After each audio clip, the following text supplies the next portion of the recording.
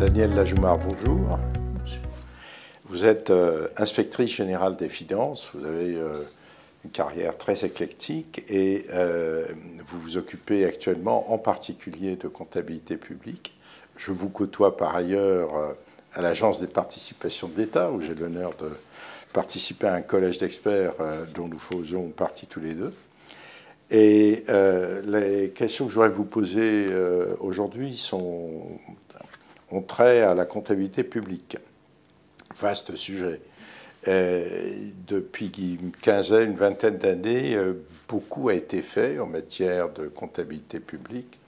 Alors, est-ce que vous pourriez nous retracer les éléments essentiels en survolant et en pointant ce qui vous paraît ressortir de plus essentiel, et puis aussi nous dire les conséquences sur le terrain, aussi bien sur le plan opérationnel qu'au fonctionnel, de ces transformations qui sont allées tambour battant et sans désemparer depuis de nombreuses années. Donc, merci de me donner l'occasion d'évoquer ce sujet, puisque dans l'esprit de beaucoup, l'État, ses établissements publics et les autres entités publiques sont restés à un stade préhistorique en matière de comptabilité, ce qui est loin d'être le cas.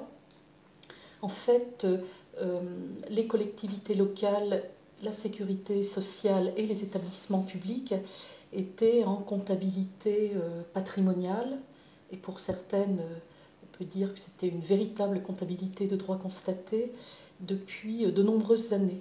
L'État, lui, était resté avec une comptabilité budgétaire en trésorerie, on peut dire trésorerie améliorée, et puis la comptabilité générale était elle aussi une comptabilité que l'on pourrait qualifier de Modified Cash Basis.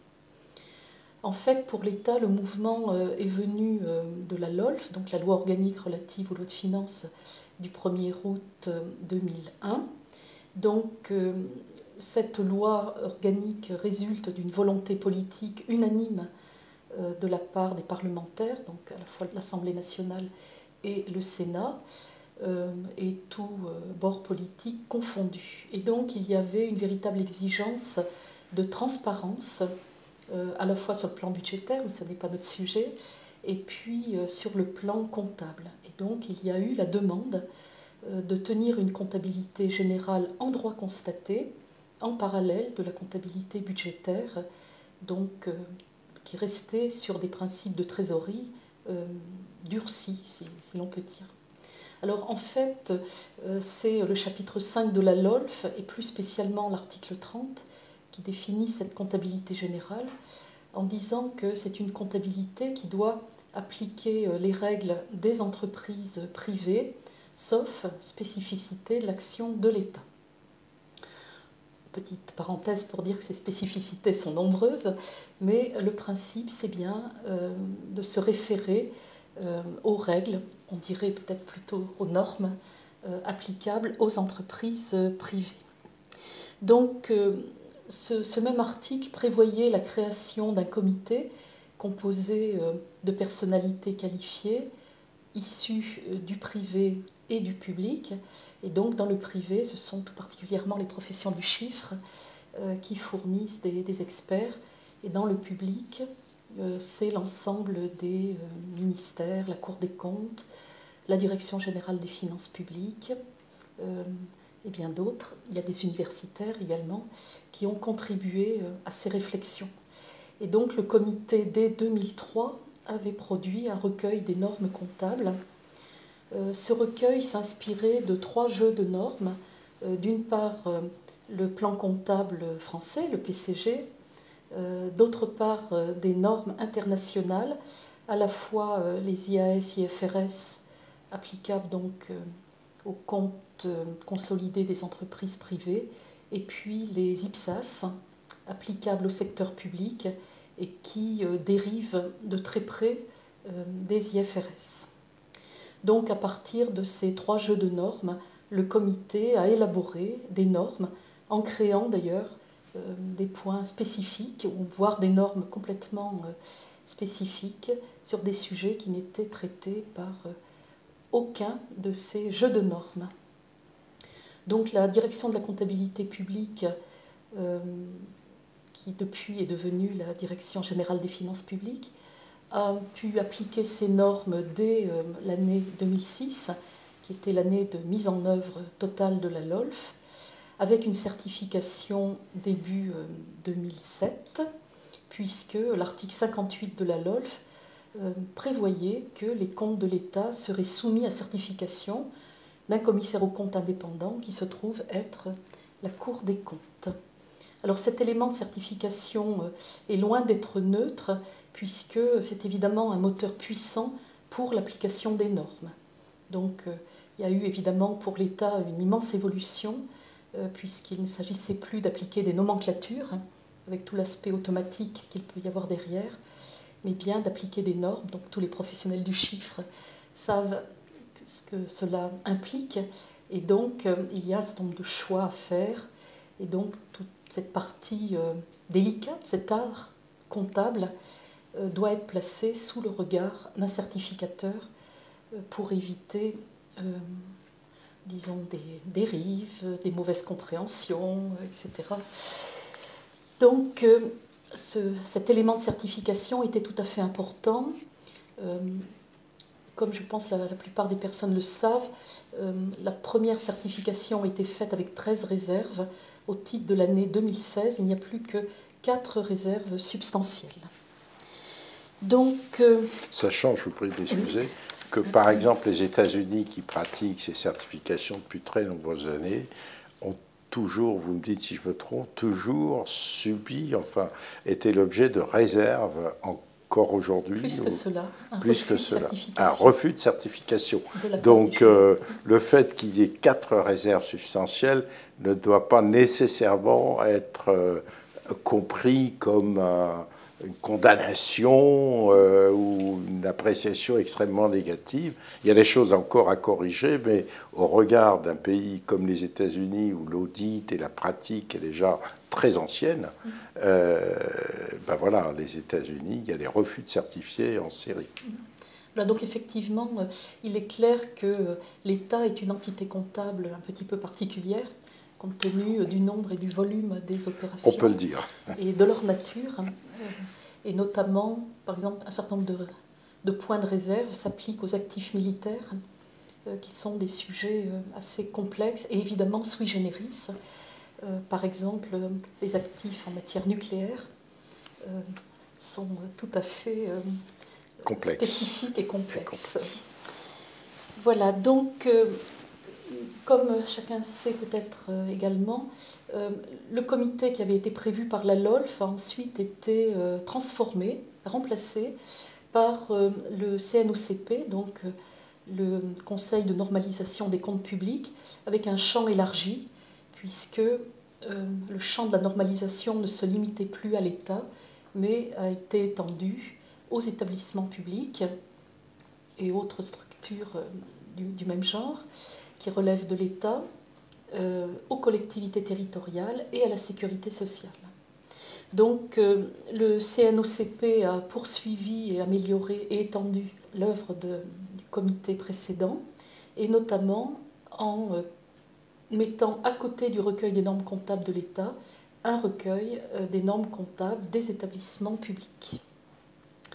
Donc on peut signaler également que les établissements publics sont rentrés aussi dans une logique de certification, et nombre d'entre eux, en tout cas tous les plus importants, sont soumis à la certification, ce qui, à mon humble avis, va de pair avec une démarche de normalisation. Donc j'ai essayé de retracer en peu de mots l'historique qui a conduit pour l'État à présenter des états financiers tout à fait comparables à ceux d'une entreprise, avec bilan, compte de résultats, annexes très fournis. Après, effectivement, on peut se poser la question de l'impact de ces évolutions d'un point de vue pratique. Oui, sur le terrain après. Exactement. Voilà. Alors, je pense qu'on peut diviser les conséquences de la mise en place d'une comptabilité de droit constaté en 2 champs. D'une part, d'un point de vue fonctionnel, comme je l'ai indiqué au début, il s'agissait bien de répondre à une demande du Parlement de plus de transparence. Et c'est vrai que la comptabilité générale donne des perspectives que la comptabilité budgétaire ne donne pas, puisque la comptabilité budgétaire, c'est du flux annuel. La comptabilité générale, évidemment, donne une vision, une image. J'hésiterai à qualifier cette image d'image en stock, mais en tout cas, on a une vision en accumulation de tous les actifs, de tous les passifs, de tous les résultats. Et donc, cela donne une profondeur de vision, une profondeur de champ. Et bien entendu, l'annexe comporte un nombre tout à fait considérable d'informations bien présentées et qui donne à toute personne qui s'intéresse au sujet de finances publiques une vision très large et très approfondie de la situation patrimoniale, financière de l'État. Et bien sûr, analyse son résultat sous un angle qui n'est pas l'angle budgétaire. Donc, cette transparence, c'était le but poursuivi par les parlementaires, et je pense que cela a bien été atteint. Alors, d'un point de vue plus concret, plus opérationnel, cela a conduit l'administration à faire un recensement aussi exhaustif que possible de tous ses actifs, de tous ses passifs, mais au-delà même des passifs, de ses engagements, de se poser des questions sur la qualification d'un certain nombre d'éléments. Et par exemple, pour donner un élément concret, cela a conduit l'administration à identifier ses actifs incorporels. Et elle s'est rendue compte qu'elle avait des richesses qui n'étaient peut-être pas exploitées. Et donc maintenant, il y a une agence qui s'occupe de la valorisation des actifs incorporels, donc alors, à la fois pour l'État et pour ses établissements publics, par exemple les noms prestigieux, le droit à l'image, toutes choses qui n'étaient absolument pas dans le champ de perception de l'administration avant tout ce travail de recensement et de valorisation. Le musée du Louvre, par exemple. Exactement. C'est une marque en soi. Exactement. Voilà. Donc tout ceci a conduit également à évoluer dans la gestion, puisque à l'occasion, par exemple, du renouvellement de certaines concessions, par exemple les concessions hydrauliques, qui avaient été concédées initialement gratuitement, d'abord parce qu'il n'y avait pas d'ouvrage et que le concessionnaire l'a construit, eh bien cela a conduit à renouveler les concessions, mais moyennant finance. Alors que s'il n'y avait pas eu ce travail comptable, je ne sais pas si ce sujet aurait été perçu comme finalement l'existence de valeurs dont l'État devait tirer parti. Alors, sans trop prolonger sur ce sujet, on peut dire que en gestion, la comptabilité générale commence à être utilisée. Par exemple, le ministère de la Défense a mis au point et a créé une comptabilité analytique qui s'appuie sur la comptabilité générale, donc dans le même esprit qu'une comptabilité d'entreprise. Alors, en termes maintenant d'organisation, nous avons eu des évolutions tout à fait considérables, puisqu'il a fallu repenser intégralement la chaîne de la dépense et à un moindre titre de la recette, notamment parce que parler de comptabilité de droit constaté, c'est s'obliger à comptabiliser au moment où l'obligation naît. L'engagement. Alors, ça peut être l'engagement, ça peut être le service fait. Nous avons considéré que c'était le service fait. Toujours est-il que c'était une phase qui n'était pas identifiée en tant que telle dans les anciennes procédures comptables. Donc, il a fallu repenser les procédures pour faire émerger cette phase du service fait où l'obligation devient parfaite. Puisque dans l'engagement, il y a une obligation synalagmatique, mais qui ne sera parfaite que quand les deux parties auront rempli leurs obligations. Et de la part du tiers, effectivement, on attend qu'il ait livré ou exécuté pour considérer l'obligation parfaite. Eh bien, donc, il a fallu introduire cette phase et créer à ce moment-là des écritures constatant la dette et puis la charge si on est dans une logique de dépense. Donc, ce travail a conduit finalement à constater l'inadéquation des outils informatiques et à lancer le grand projet Chorus, qui est la mise en place d'un logiciel du commerce de l'éditeur SAP. Et donc, cela a obligé finalement l'État à se couler dans les procédures des entreprises, puisque c'est un outil utilisé par les entreprises. Donc, le fait d'avoir un outil partagé entre l'ordonnateur et le comptable a assez profondément modifié les lignes de partage. Donc, la très fameuse séparation ordonnateur-comptable a été un petit peu bouleversée.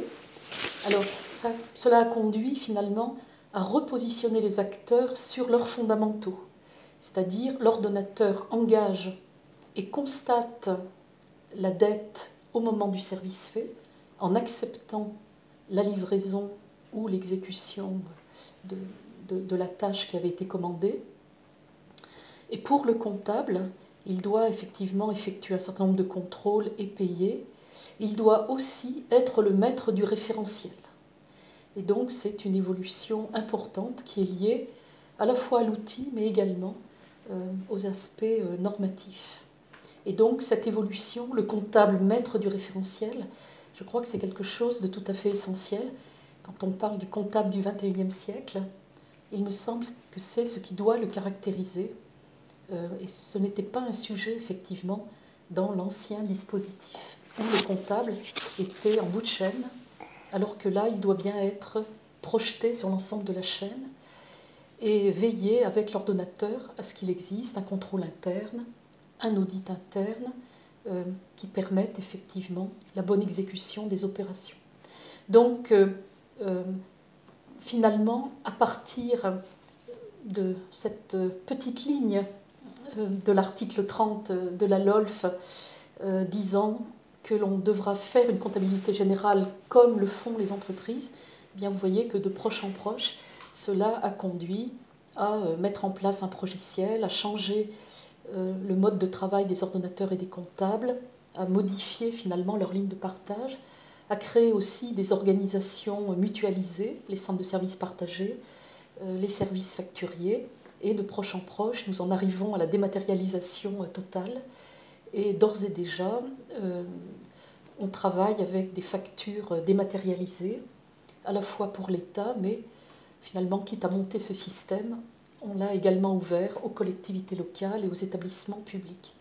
Donc, la modernisation, finalement, n'est pas uniquement comptable, mais c'est bien la modernisation d'un système dont la comptabilité a été à la fois à l'origine et puis maintenant se trouve être l'APEX. Vous n'avez pas assisté d'ailleurs à un débat que nous avons eu dans le cadre de l'Académie, une conférence il y a quelques mois qui est filmée, je le signale aux auditeurs s'ils veulent voir cette séquence absolument passionnante, organisée par des agents comptables et des fonctionnaires qui ont débattu entre eux, et c'était tout à fait passionnant, vous étiez présente. Donc on voit bien le résultat et le bouillonnement qu'il y a dans les services et parmi les personnels. Et de ce point de vue, je reviens sur l'élément certification, puisque j'ai parlé d'un certain dépassement de la séparation ordonnateur-comptable, même si bien entendu juridiquement chacun garde ses responsabilités respectives, mais le fait d'avoir une démarche de certification oblige l'ordonnateur et le comptable à travailler ensemble pour avoir d'une part une chaîne de travail impeccable avec le caractère de répétition de chaque type de dépenses, de recettes, etc., dans une logique de contrôle interne, d'audit interne, etc. Et donc, dans un certain nombre d'établissements, d'ailleurs, ce travail est partagé. Et donc, il y a aussi finalement une prise de conscience des ordonnateurs que la présentation comptable n'est pas que de la compétence du comptable, elle l'implique, puisque finalement la comptabilité décrit du réel, et ce réel qui est décrit, c'est son réel à lui, en fait, de son établissement, de sa structure. Et donc, je pense que la comptabilité générale, en droit constaté, finalement, conduit à une mutation des relations entre l'ordonnateur et le comptable. Et je pense que ça ressortait de ce colloque que vous évoquez. Absolument, tout à fait. Et même pour le lecteur, je veux dire que, comme vous le disiez au début de votre intervention, toutes les personnes qui sont intéressées par le sujet ont une vision beaucoup plus en profondeur que la comptabilité budgétaire à laquelle ils étaient accoutumés précédemment. Merci pour cette revue extrêmement dense et en même temps parfaitement intelligible. Merci pour cette manière de présenter les choses. Mais alors, nous ne sommes pas à la fin du cycle, hein, il y a encore des choses à faire. Et je crois que vous avez identifié au moins 3 chapitres dont le reste de l'ouvrage à terminer. Alors effectivement, on pourrait voir 3 axes de travail pour le futur, à la fois pour le CNOCP, donc le Conseil de normalisation des comptes publics, mais aussi pour l'ensemble des parties prenantes, au premier rang desquelles la Direction générale des finances publiques, qui est le teneur de compte, également la Cour des comptes, qui est le certificateur, et puis tous les ministères qui, à la fois, contribuent à la production des comptes et qui l'utilisent, mais également les établissements publics, les collectivités territoriales et la sécurité sociale. Donc, ces 3 axes sont, d'une part, poursuivre la normalisation sur les champs qui actuellement ne sont pas couverts, puisque, comme je l'ai indiqué, il y a un recueil des normes comptables de l'État, un recueil des normes comptables des établissements publics. Il n'y a pas, à ce jour, de recueil des normes comptables pour les collectivités locales et pour la sécurité sociale. On pourra voir également ce qui reste à faire dans le champ international et européen, vaste sujet. Et puis le 3e point, qui est peut-être à la fois le plus abstrait, le plus difficile, mais sans doute le plus important, c'est de valoriser la comptabilité générale, la normalisation et toutes les démarches que cela implique. Valoriser dans quel sens? Alors, c'est à la fois faire prendre conscience de la valeur de tout ce qui a été produit, de la richesse des informations, de leur utilité, etc. Et puis, d'autre part, donner à la comptabilité générale, finalement, toute sa place dans l'ensemble du dispositif comptable. Alors, si on prend ces 3 points et qu'on essaye de les développer un petit peu rapidement, évidemment, pour ce qui est du premier point, c'est-à-dire finir de couvrir le champ du secteur public par des normes, un travail a été engagé donc, sur la sécurité sociale. On en est aux prémices. Il faut rappeler que la sécurité sociale a déjà son propre plan comptable de type droit constaté, assez proche du PCG. Donc, on peut effectivement poursuivre sur une voie de normalisation en prenant bien en considération toutes les spécificités de la sécurité sociale, et notamment le fait que, quand on parle de sécurité sociale, on parle des caisses, on ne parle pas nécessairement des régimes, ce qui est un autre sujet. Donc je reviendrai sur ce sujet tout à l'heure, quand on parle de la valorisation de la comptabilité. Pour ce qui est des collectivités territoriales, le recueil des normes comptables a été bien engagé, donc les grands principes ont été posés, et maintenant nous sommes en phase d'élaboration des différentes normes.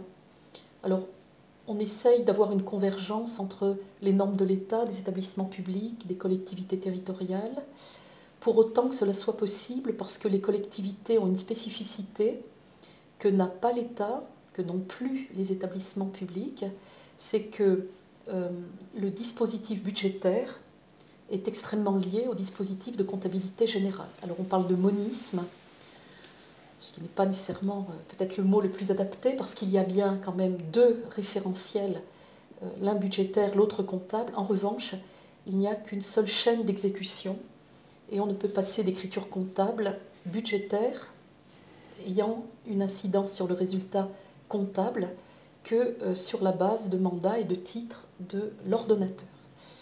Et donc, on a un lien très très fort entre le budgétaire et le comptable.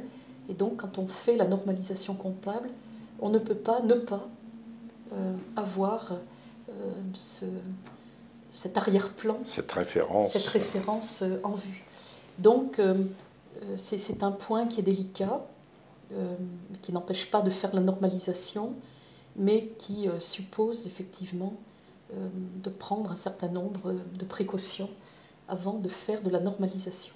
Je pense qu'avec les collectivités, on est au maximum de la spécificité comptable. Donc, ce sont les deux travaux à poursuivre dans l'immédiat, et tout ceci, ma foi, avance à pas rapides, et donc nous avons bon espoir de pouvoir sortir un recueil des normes comptables des collectivités territoriales l'année prochaine. Alors, là aussi, il faut faire le lien avec la certification, puisque, vous le savez peut-être, il y a une expérimentation avec des collectivités territoriales volontaires pour la certification de leurs comptes. Toujours la Cour des comptes? C'est la Cour des comptes qui pilote l'exercice. En revanche, la certification peut être faite par différentes entités pertinentes. Voilà, donc là aussi, nous retrouvons ce lien très fort finalement entre la normalisation et la certification. C'est un choix qui a été fait en France, qui n'est pas nécessairement fait dans d'autres pays, mais c'est un point effectivement important à avoir à l'esprit. Alors, le deuxième axe de travail et d'évolution, donc c'est un élément de réflexion sur notre positionnement par rapport à l'international. Donc les IPSAS prennent de plus en plus d'importance et l'IPSAS Board s'est fait relégitimer en changeant sa gouvernance. Le CNOCP d'ailleurs participe à sa gouvernance, comme la Cour des comptes d'ailleurs. Et donc le CNOCP est extrêmement vigilant à répondre à toutes les consultations de l'IPSAS Board. Plus près de nous, il y a un projet européen qui s'appelle le projet EPSAS, donc le E signifiant évidemment européen et remplaçant le I de IPSAS qui veut dire international. L'IPSAS Board d'ailleurs qui a longtemps été présidé par un Français. Exactement, voilà, et maintenant c'est M. Yann Carouter qui d'ailleurs s'attache à traiter des sujets qui sont spécifiques au secteur public, ce qui n'avait pas été tellement le cas jusqu'à présent. Et donc sur le projet européen EPSAS, donc c'est la Commission européenne qui l'a lancé, et là aussi la France participe de façon vigilante, c'est-à-dire que la France souhaite un certain nombre de précisions sur les bases juridiques notamment, mais c'est un projet qui vise effectivement à... J'hésite sur le terme, j'allais dire imposer, mais comme il n'y a pas de base juridique, je pense qu'on ne peut pas l'employer. Vivement recommandé. Voilà, vivement recommandé l'utilisation d'une comptabilité de droit constaté dans l'ensemble des pays européens. Alors, au-delà de tous ces travaux assez concrets, eh bien, ce qui reste à faire, c'est à valoriser la comptabilité. Parce que l'idée s'est fait jour chez certains que l'alpha et l'oméga de la gestion publique, c'était le budgétaire, et donc la comptabilité budgétaire, et que la comptabilité générale était un point un petit peu secondaire. Alors évidemment, cela est faux, d'une part parce que la LOLF place ces deux comptabilités sur le même plan, et ne fait pas de l'une l'annexe de l'autre, et d'autre part parce qu'elles sont complémentaires, chacune a son rôle, je l'ai évoqué tout à l'heure. Alors, mais je vous prie de m'excuser encore, la comptabilité est plus difficile à lire que la comptabilité budgétaire, la comptabilité générale. Forcément, ça rebute peut-être certaines parties prenantes. Exactement. D'où la nécessité de valoriser cette comptabilité en aidant finalement à sa compréhension. Alors, le CNOCP a élaboré un cadre conceptuel qui définit un certain nombre de principes, essaye de clarifier certaines choses. Par exemple, le cadre conceptuel fait la différence entre les sujets comptables, par exemple l'État est un sujet comptable, les collectivités territoriales le sont. En revanche, la nation, le souverain, n'est pas un sujet comptable. Et donc, un certain nombre d'engagements de la nation, par exemple en matière de retraite, en matière de bien-être ne sont pas comptabilisées par la nation, qui n'est pas un sujet comptable. Elle n'a pas non plus à l'être par l'État, qui n'est finalement qu'un fidéicommis de la nation. Et donc, ce travail sur le cadre conceptuel, tout abstrait qu'il puisse paraître, est en fait un moyen de mieux exprimer les choses et de communiquer sur un certain nombre de choses qui pourraient paraître comme des malentendus. Et donc tout à l'heure, quand j'ai parlé de la comptabilité des caisses de sécurité sociale, c'est bien la comptabilité des organismes, des sujets qui doivent effectivement passer des écritures comptables. Et ça colle au modèle démocratique français, qui est comparable sûrement à beaucoup d'autres pays, mais il peut exister dans le monde des pays où le modèle n'est pas le même. Et entre le souverain, l'État, la nation, peut-être des choses moins claires, des confusions, etc. Exactement. Voilà, donc ce travail sur le cadre conceptuel est important. On le poursuit par un cadre conceptuel bis sur un autre sujet qui est celui de la consolidation ou d'autres formes d'agrégation de comptes, etc. Voilà. L'important, effectivement, c'est de donner le sens et la portée de la comptabilité, dire quelque chose d'utile. Et donc, nous réfléchissons, est-ce que finalement, faire une sommation entre telle et telle comptabilité donne plus de sens et permet finalement aux lecteurs, qu'il s'agisse du Parlement ou qu'il s'agisse des citoyens, d'avoir une vision plus claire finalement des comptes du secteur public. Bravo, merci. Encore beaucoup de grains à vous. Merci. Je vous remercie beaucoup de votre exposé. Merci beaucoup. Merci.